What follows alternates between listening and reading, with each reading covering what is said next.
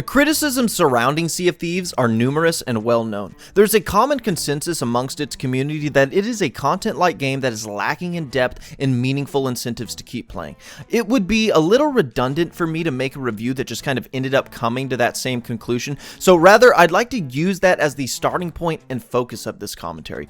All of that is true. All of these things are legitimate complaints, but Sea of Thieves tries to get around that by calling itself a sandbox. Its staunchest defenders, the few that haven't yet succumbed to the sad reality of this game, use the excuse that you need to make your own fun, or you need to play with friends, or you need to kind of just get into it. And I think that is a problematic mindset, not just for the players to have, but for developers to have when making games. But first, to better understand this problem, I think we need to establish what Sea of Thieves gets right, because it does have incredible qualities. I think conceptually, Sea of Thieves is a really cool idea. It's an open-ended pirate game where you sail around with your crew looking for treasure. You can find other crews out in the world that you can fight and take their loot, and sometimes you need to defend what you already have. This is the fantasy of Sea of Thieves, and it's fantastic. When you first start playing, this game is going to excite you, and you will absolutely have experiences here that you've never had in a video game before. There is nothing else out there like it. That core foundation and that conceptual fantasy is really, really strong. All of those core systems that make up the sailing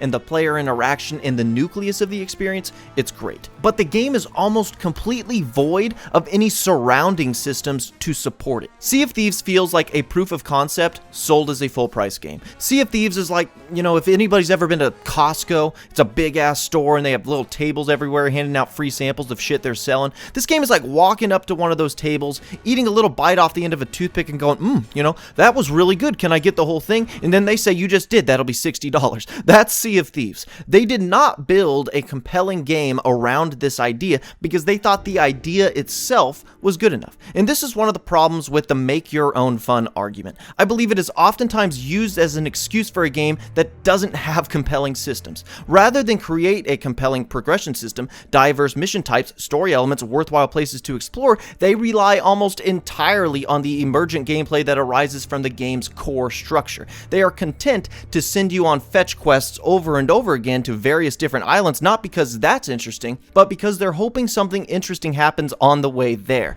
It's betting basically 100% on its player base making its own fun by going after other ships or role-playing as pirates with your crew. Maybe they'll shoot themselves out of a cannon, who knows? But here's the thing. There's nothing wrong with a game that allows you to do this. There's nothing wrong with a game that allows you to make your own fun. But there is a problem with using this mindset to try and excuse or justify a game's lack of supporting systems, lack of content, lack of meaningful progression, lack of quality. Let's just say Sea of Thieves had some of these things. Had a worthwhile progression system, meaningful exploration, significantly better quest structure. Everything that's good about the game would still be there, but the game as a whole would be so much better. And in fact, that core structure, the fantasy, the part that's already good, that would be even better because it would actually give you a reason to continue doing it. And that's another big problem with relying on emergent gameplay, because you need to give compelling reasons for players to seek that gameplay out in the first place. The thing that's happening right now with Sea of Thieves' current player base is the honeymoon phase is wearing off. The fantasy itself isn't really enough anymore. They sail around and get into fights with ships and steal their treasure,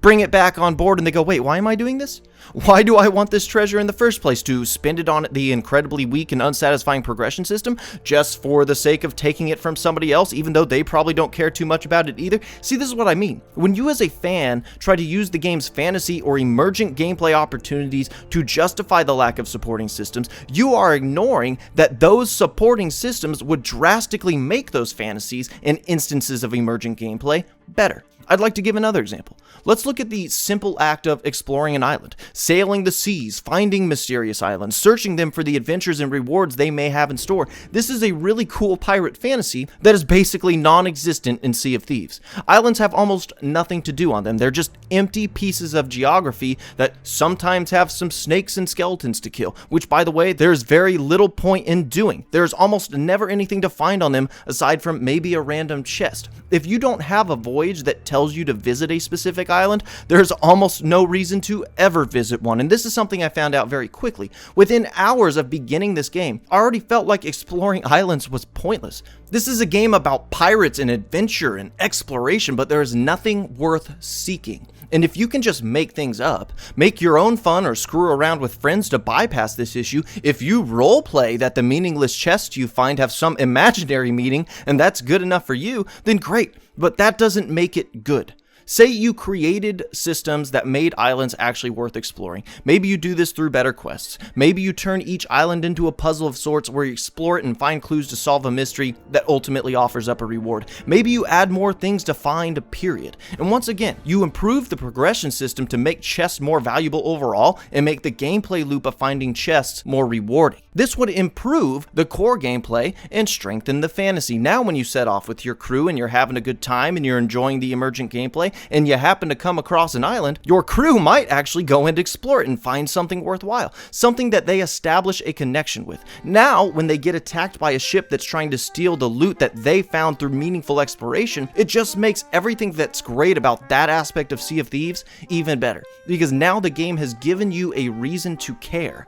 There's nothing wrong with being a sandbox game, but there needs to be more things to do in this sandbox. It's perfectly fine for Sea of Thieves to be a game where you can make your own fun, but to try and use that quality as some sort of beacon to rally around when defending this game's shortcomings, it's a weak argument. You can get together with your friends and have fun playing just about anything. If my friends came over right now and we popped in Sonic 06, we'd have an absolute blast. We could make our own fun, but that doesn't excuse the fact that that game is horrible. And I'm not saying Sea of Thieves is horrible, I'm just using that as an illustration to prove my point. There are plenty of games that can act as cool places to hang out and screw around, while also being fulfilling experiences in their own right. Sea of Thieves has the potential to be a whole lot better than it is right now, but it's got a lot of work to do.